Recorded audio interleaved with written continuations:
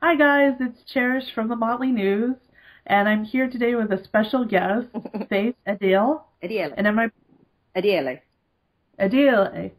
It's Oh, hard. it's kind of yeah, kind of has a lilt to it. Yeah. Um, and she is somebody that somebody that I've wanted to talk to for quite a while, at least since 2009. Wow. And I want to introduce you by saying that you're a writer, a traveler, and you've talked extensively about Black women traveling and using your own experience, and you're also an educator. Um, your book, Meeting Faith, which I have a copy of, I recommend that you read it. Yes. She does as well. But you also have a new book out called The Nigerian Nordic Girl's Guide to Lady Problems. Yeah. And that's just like an ebook. So Oh, it's a she book, which is just like a one night read. So mm, it's essentially like a chapter of a book. okay. So anyone can get with that, can jump on that, download it to any device and read it in the evening. And if you know anybody who has fibroids, which almost all Black women do, then this is the book for you.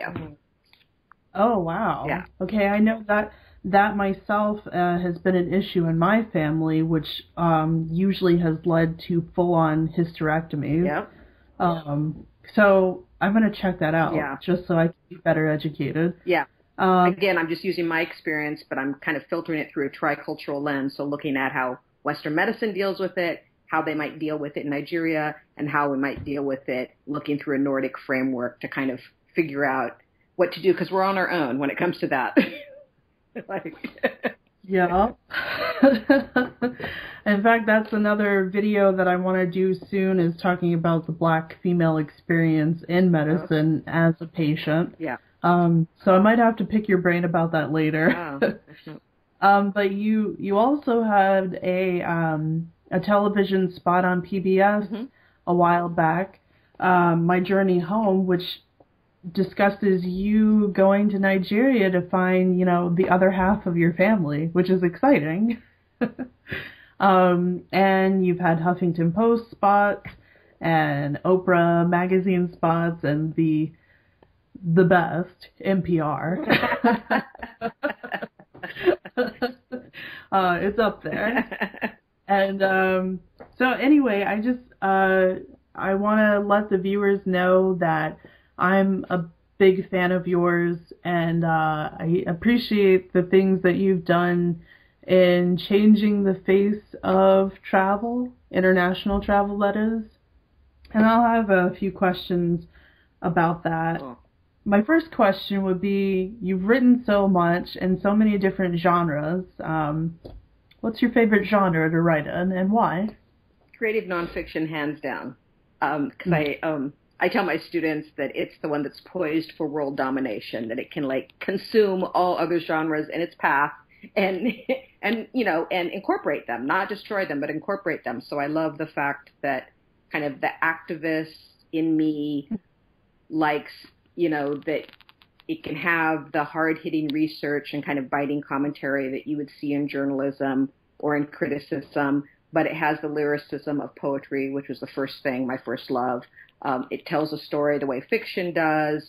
You can incorporate, multimedia, photographs, video, which are kind of my favorite things. You can put in comics. So creative nonfiction, I think, just gives you the most freedom to do everything. And I think it's the most persuasive, because you're not just using head data, you're using heart data, and you can also even create it innovatively on the page to account for a visceral experience as well. It ties in a lot of rhetorical issues that you would be teaching your students. Right. It's not just logos, which, informs the reader, but you do have that pathos, exactly, that emotional response. Yeah. I would agree with that. I think that from what I like to write, I do like journalism that has a emotional response, something that, punches the reader in the gut and makes them think about stuff. Right. I was on your website, And I was, going through looking at your listing of achievements and everything. I found one quote in particular, which I might need some clarification on, because you do say I am the first Barack Obama. The original, yes. Yeah, the original Obama. One quote in particular that I found very interesting was, though I'm African and though I'm American, I'm not African American. Could you tell the viewers what you mean by that? Yeah, that's almost the opening line, or one of the first lines in the PBS film, My Journey Home. And we wanted to, it's designed as a film essay. And so we wanted to have a really kind of provocative opening that would get people thinking. And I thought that would really kind of encapsulate everything that's going on, because people are always kind of making this assumption. People are always just saying, you're African American, and they're actually using that as code for black. They're not really thinking about ethnicity or nationality. They just think it's a more PC way of not saying black. So I wanted to kind of play with that and say that there's a lot of diversity in the black world that we're not talking about. And so that as soon as I say that, or when someone introduces me as African American, I say I'm not African American, they immediately go they get all hot and bothered, and then we have to parse it out. And so then I say, there are folks who didn't come here on a college scholarship to go to college the way my father did, from Nigeria. There were people who were taken here and not allowed their language, not allowed their real names, and then they've created this amazing culture in America. And they died for us so that we could vote, so that we could come here and go to school. And so I'm always telling my Nigerian, family as well. So we have to really honor who the real African Americans are, the people who were on these shores and paved the way for those of us to come over later on our tourist visas. Yeah. No, that makes sense. I think, thank you for clarifying that. Saying African American, as you pointed out, is, for a lot of people, just means black. Right. But there are levels to this. There are nuances that I think people need to be aware of. Right. There are a lot of Afro-Caribbean American people out there who'd like to let those know, right. Exactly. I'm Haitian. Yeah, and then my black European people, they feel cut out of that conversation. If to be black is to be African American and they're not American, and they're like, then what are we? And how can we then be, in allegiance with other people, allied with people? So they feel that really cuts them out too, when you use it as a stand-in for black. So how do you feel about just people saying you're black? I'm down with that. I like black. Okay. And then of course, as we all know, our identity shifts depending who we're with too. So in some contexts, it's very important for me to claim being multiracial or biracial. In some contexts, I have to really claim being African or then Nigerian. But then if I'm not with Nigerians, I'm with Igbos. And then if I'm with Igbos, I'm from Ungwa. So, then sometimes they say Afro-Viking, because that gets people thinking too. So I play a lot with it, with the idea that we have to have one category, because, of course, that just shows the limit of Western thought, which is so binary. Yeah. No, it doesn't need to be static. Right. And I think that's the same hang up we have with Orientalism. The other is supposed to be stationary and has no room to grow. Right. Yes. Stay pure, authentic, exotic, everything we need it to be. Yeah. Exactly. So that is fascinating. I do want to know, because I haven't seen My Journey Home, because I don't have cable. I don't know, it's not on cable, but I can send you a link to YouTube. Thank you. How did going back to how did going to Nigeria fare for you? Were you able to find your father? Was he still alive, and his family? Yeah, I mean, My Journey Home actually doesn't have the first visit. It has the second visit when I go back. Oh. It's like 12 years after the first visit, and it references that first visit. And my siblings are now adults, so that's actually the book that I'm just finishing up, the manuscript. Oh. Twins charts everything. It's 4 generations on 3 continents, and it has that first journey. But the first journey was hard. I mean, it took about 30 minutes for my dad to know that I was in the country with this name. So okay. I'll just go and do my own thing, and I won't need to, because everyone tells you you're going to search for your father, and I'm like, no, I don't need a father. I honor my mother. I'm just going to, figure out what it is to be Nigerian. Since I do have a white mom, it was really important to be in touch with my blackness, though not necessarily my father. And I was interested to see if I have siblings because I'm an only child for my mom. So I was really, I thought it'd be cool to see if there was someone who looked like me and, test this whole nature versus nurture thing. So I thought I would just go on my own. I get off the plane with his name, and 30 minutes later, he's been notified 500 miles away that I'm in the country. So there was nothing like finding. And I knew who he was. He had written to me when I was a kid, and then he had become a fairly famous politician, which is why I couldn't walk around with it. And our name's fairly unusual. There are only about 3 families who have it. So it didn't take any time at all to know about each other. It did take a full year to figure out what this father-daughter thing was going to be. Right. Because that's a messier proposition. Right. You got a lot of history and things to catch up on. Right. That takes a lot more time. Yeah, exactly. This thing about travel, I want to talk about more because I saw this wonderful web series on PBS. It was online. It's called Black Folks Don't. Have you ever seen it? No, I have to check that out. It's hilarious and very eye-opening. It takes to task all of the stereotypes known about Black people are made up. Mm. Black folks don't camp, Black folks don't do therapy, right. Black folks, etc. One of those was travel. And this might sound like a sophomore question, but I want to know, in your opinion, what does international travel do for the Black community? Because we're obviously doing it. Right. You mean, what are the values of it? Yeah, what can it do for the Black community? I mean, for me, it was always the best way to learn anything was experiential and through traveling. And really, I mean, one, it's so important for us to have a global view because we're kind of trapped here, and all our media and everything around us kind of tells us what matters, who's the center of the world, who gets to be on television, whose images matter, and all that sort of thing. And that race is so important. We know it's important. It shapes our lives, but that the dominant narrative claims it doesn't matter at all. And we only see it defined in the way that it's defined here. As soon as you go out into the world, you see people in other countries think about race differently. We see that there are Black folks everywhere, that they do other things as opposed to the couple of things we've been told we can do. We either have an urban hip hop lifestyle, or we have when we retire, we go down south, or whatever the deal is. We don't read books, all this stuff that we've been told. Once we get out in the world, we see that that's not true, that we have more we can be kind of the architects of our own lives.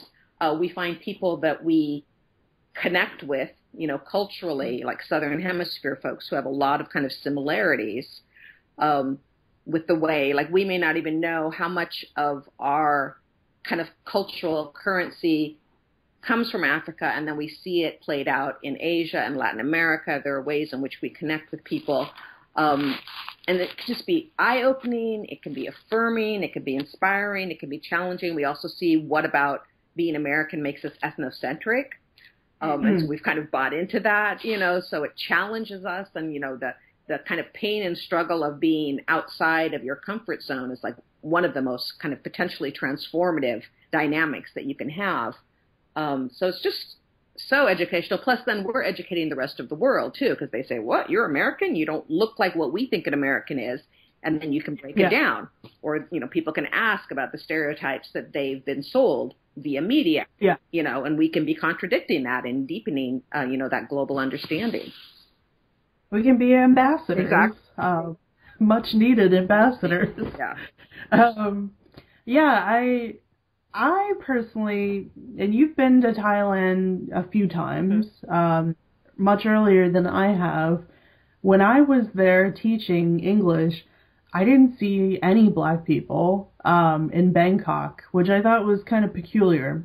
I didn't see any persons of color or black people until the very end of my stay, and I think I may have spotted 2 African people on different occasions, not in the same night. And my interaction with them was very brief, glances, that sort of thing. We didn't have much time to talk or whatever. How many people can you list them on 2 hands? Did you meet a lot of black people in a country like Thailand? Not in Thailand, but I mean, the times when I was going there weren't even a lot of Americans in general. I mean, the first time I went, all I saw were Europeans. And I think when I was in Bangkok, I ran into a Ghanaian who was in the embassy and traveling around. And so we traveled for a little while together. The second time I was there longer, I don't think I saw anybody either. But since then, I mean, Thailand, everyone's grandma goes to Thailand. So now I figured everybody's going because it's like super easy, to go to. I remember traveling around some other places and seeing like a black woman from Australia, maybe in Bali, but it definitely was unusual. And that was, one of the things I did for NPR was on that kind of how folks hadn't seen black folks. They didn't even know what the stereotypes were yet. But when I revisited, then they knew some of the stereotypes and they were kind of trying them out. They didn't really believe them, but they just thought they would, test them to see if they actually were legit. So it's not even as though they were ingrained yet. Right. Okay. Because that was one of the many questions that a lot of young black women asked me when I got back and we were doing this blog. Like, when you get there and you don't see anybody who looks like you, how does that make you feel? And also, where can I get my hair done? There's always that. And I was like, I don't know. But I mean, how did that make you feel? A stranger in a strange land. Did it affect your psyche a little bit as a traveler? Did it make the travel mourning process go a little longer? It wasn't hard in Thailand, and that's because, one, I grew up in a white family, so I was used to not seeing people who look like me or having people who knew how to do my hair. That was like normal for me. So I don't have huge expectations, or I didn't have huge expectations when I travel. In terms of what I see, I do need to feel safe and I do need to feel respected. One of the interesting things about Thailand was that they liked people who were different. And so like here in the U.S., if like you don't know how to do things or you're different, that's like a problem. And it's like, oh, don't mention that someone's, because like pointing out difference is considered confrontational, whereas there, like people would like rush out into the street. I remember the first time I was there in high school, and every day as I walked the street, the sidewalk would be lined with people watching me with their mouths agog. And it's a little exhausting, but they weren't saying derogatory things. They would say like, oh, she's so beautiful. What is she? Oh my God, beautiful. What is she? And then someone would, get the guts to be like, what are you? And I'd say, I'm American. They're like, you don't look like the Americans on TV. And I'm like, well, but there are plenty of us. I'm like, dad from Africa, mom from Europe. And they're like, fascinating. Want to come to dinner? So it was like being different. Very friendly people. Yeah. Yeah. So it's better. I have to say the same. They're very friendly people. And one of the first things I noticed was that they're not really, the Thai are not afraid to broach things about skin color, how fat you are. My students were like really quick to point out things like, oh, that dress, it looks a little tight on you. And they didn't mean it maliciously. They're just very honest people, but there are some things that they're more subdued about. And it's just a cultural thing that you pick up with conversation. That's all. I want to switch gears here and talk about education. In your book, there were a lot of things that I highlighted and I made a note to them when being black mattered. And I feel like Ivy League college university system was definitely a point in your time where being black really mattered. Specifically, being at Harvard, being in Massachusetts, and knowing how to assimilate. Could you talk to your experience being in an Ivy League a little bit? Okay, I'm still suffering from some PTSD, but I'll try to go there. I'm sorry. Trigger warning. I know. I thought writing about it would help. I mean, it probably has helped, but. Well, maybe a better question is, black students in general, we worry about diversity and retention. I just came back from an all-campus meeting where faculty trot out the word diversity and what do we do about it? How difficult is it for a black student to go to a PWI, a predominantly white institution, and how do they do their best to assimilate? Well, if they want to assimilate, I mean, we don't even know if that's the best thing at this point. And I mean, I went to college a long time ago. I mean, I work at a university and I actually spent I'm the actually faculty mentor for students of color at my college, and spent all yesterday worrying about my charges. And so the things that they seem to be bothered by, I'm like, oh, honey, that's nothing compared to like when I went to school. I'm like, you see people of color, like, it is. I mean, we all know it's tough, and I think that one of the reasons we see so many kind of first generation, like African and Caribbean black folks in these places is that, those folks are coming from a kind of a more supportive, stronger situation, whereas they've been taught, like, just don't listen to what people say to you, and they don't really think it's about them anyway. Like, they think it's about Black Americans. They think it's really not about them, and so they don't internalize the microaggressions as much. They've had a better chance of getting there to start with because people are like, oh, you're a special Black, and they push them on, and so it's ahead, so it's easier for them. I mean, I noticed when I looked back, like, so many of my cohorts at Harvard were in fact first generation or they were biracial.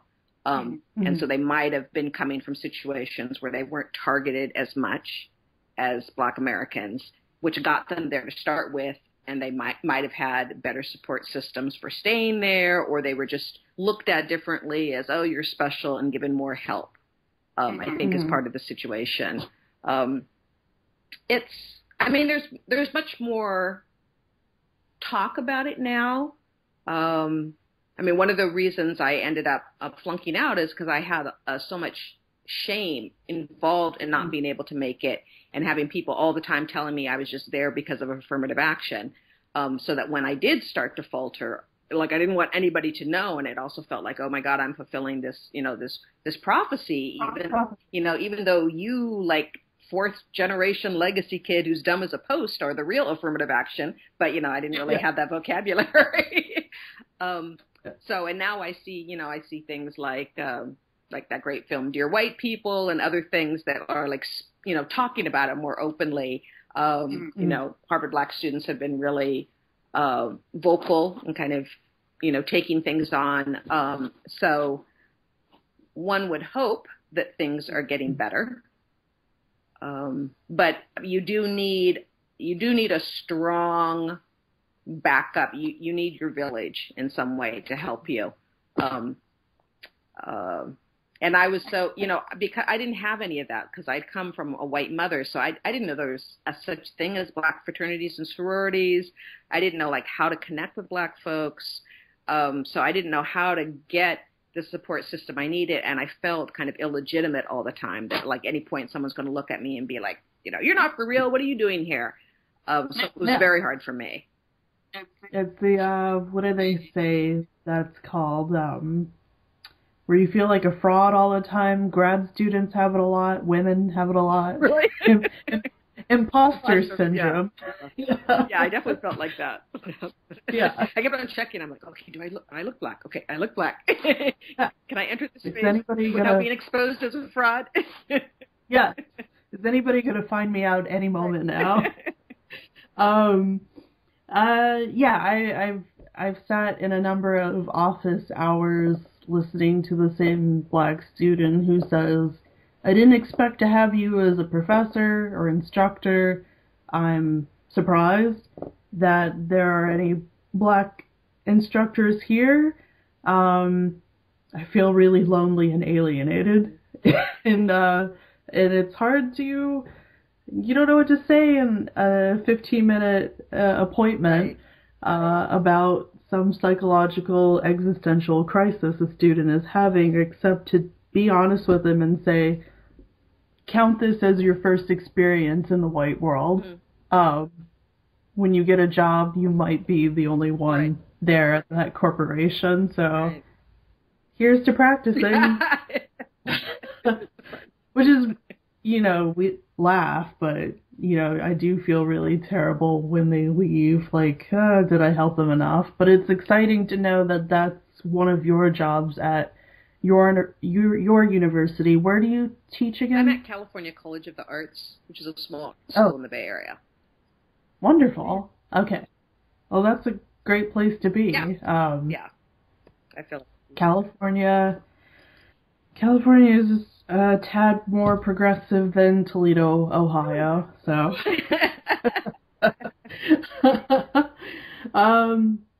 so I guess another, and this could be a broader question about education. You teach. What is the most important concept that you try to impress upon your students every semester? Like, what is, if there's one thing that they've learned from you, what is it? Oh my gosh. No idea this question was coming down the pike. Sorry.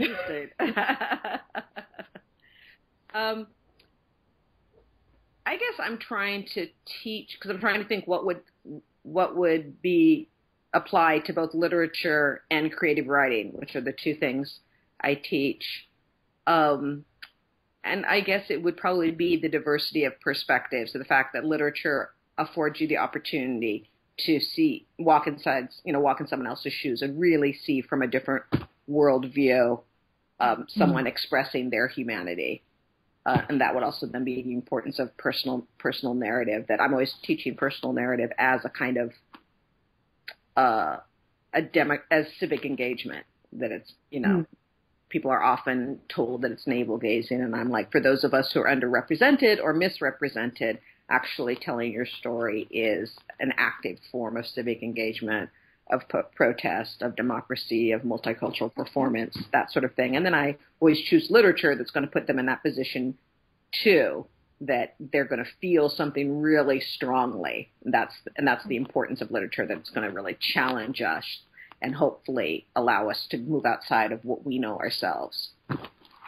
I like that. That sounds perfect. I mean, personal narratives are what basically make truth and reconciliation councils work. Yep. And that is, anecdotal personal evidence is what makes people change their minds about stuff. Mm-hmm.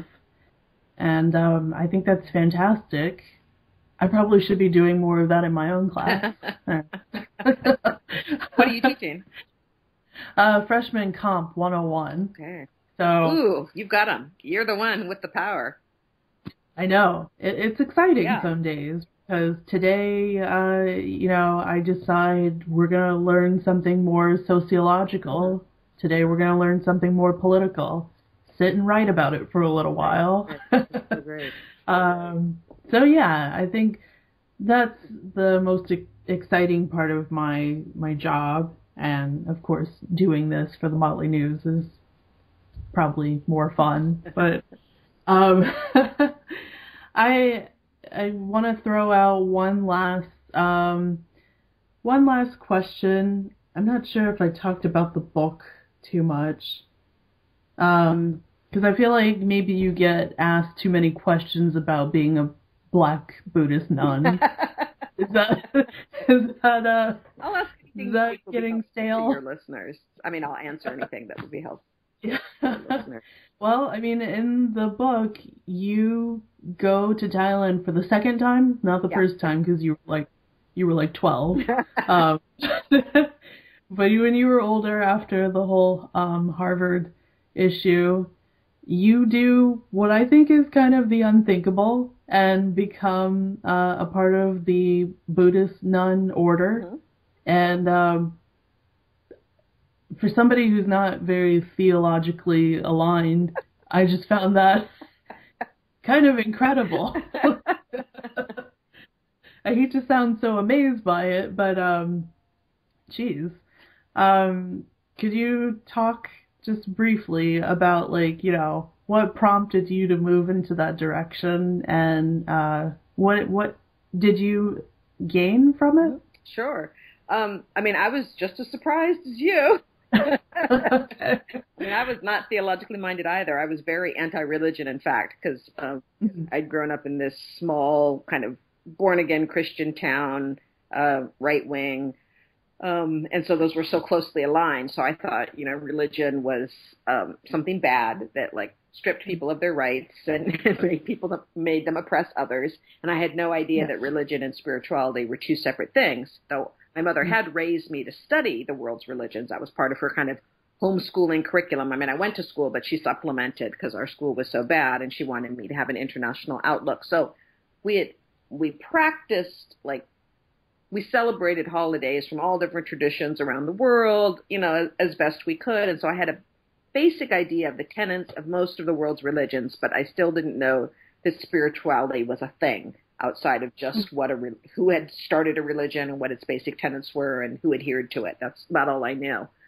So when I had this culture shock at Harvard and in Boston around it just being so racist and sexist and classist, and me just kind of crashing and burning, I had to leave college for a year. And so I saw that there was a friend saw that there was an a study abroad program in Thailand. And since I'd been in Thailand, in high school, and had found it so kind of wonderful, mainly because they didn't have all these kind of racial expectations and I could just be, I thought, that would be a great place to go back and kind of lick my wounds. And so, kind of regain my academic mojo, because I felt that I didn't realize at that point that I had a breakdown and had flunked out because of emotional reasons. I actually thought that I had become stupid and had, failed my classes because all of a sudden after 19 years, I'd become stupid.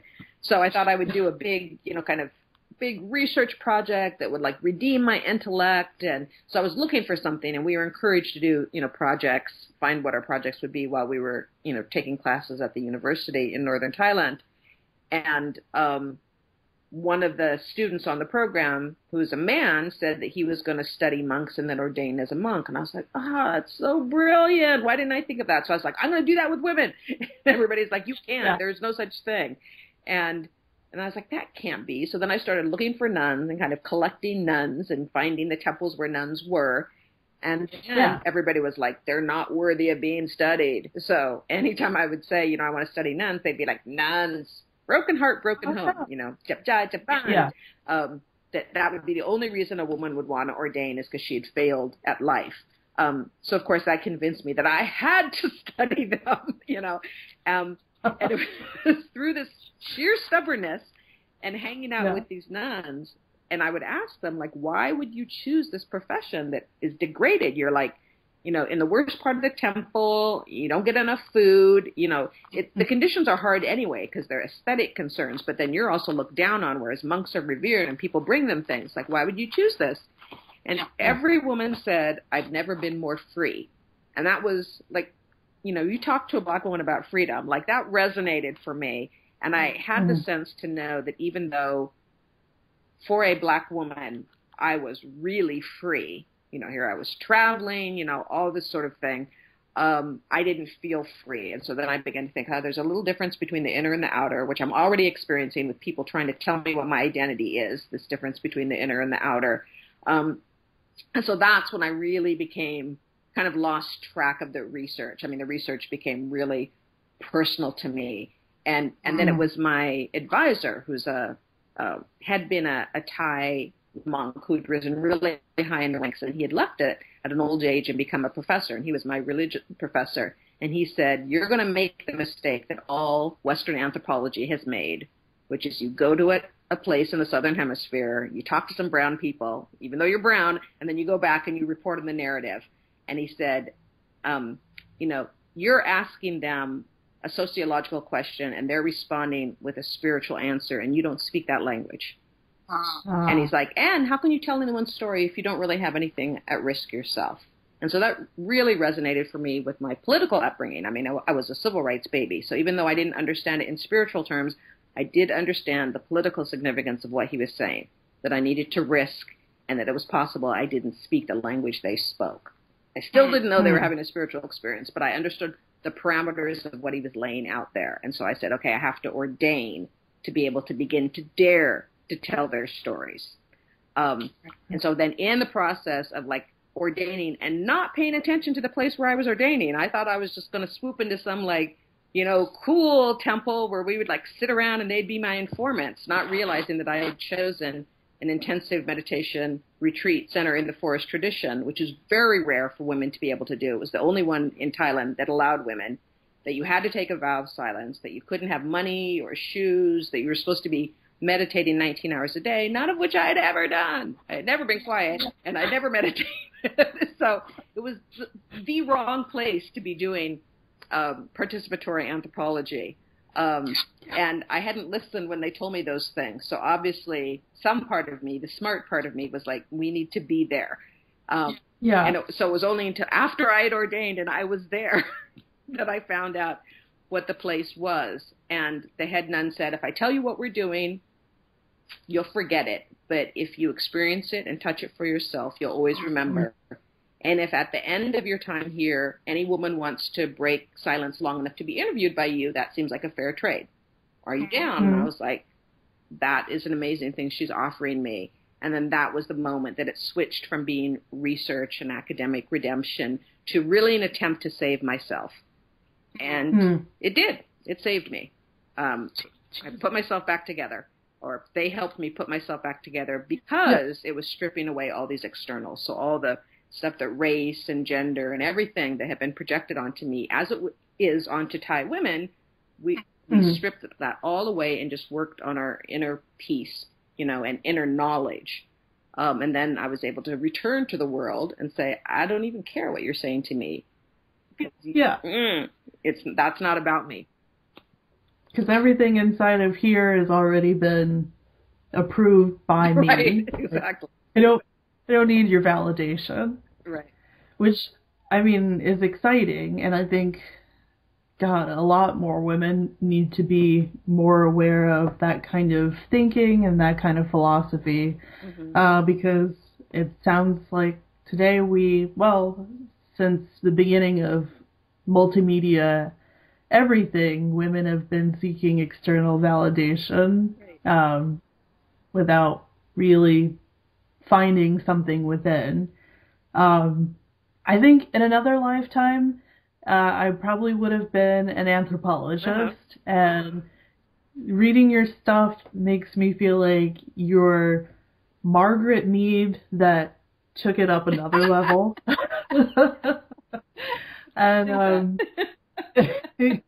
oh, you should. I mean, it's very exciting to sit and read, and I get lost in it, and I get returned back to, my experiences in another country, and, reading stuff like this, personal narratives, travel, literature, it's the ultimate escape and the ultimate education. And so, I don't know. All of that is to say that what you're doing is pretty brilliant, and I'm going to shut up now.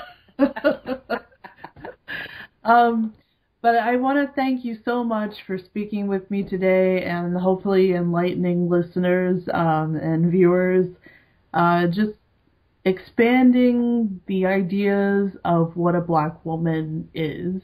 I think you've done an excellent job of describing how we can expand and break down those limitations that we have on Black females in the Western Hemisphere.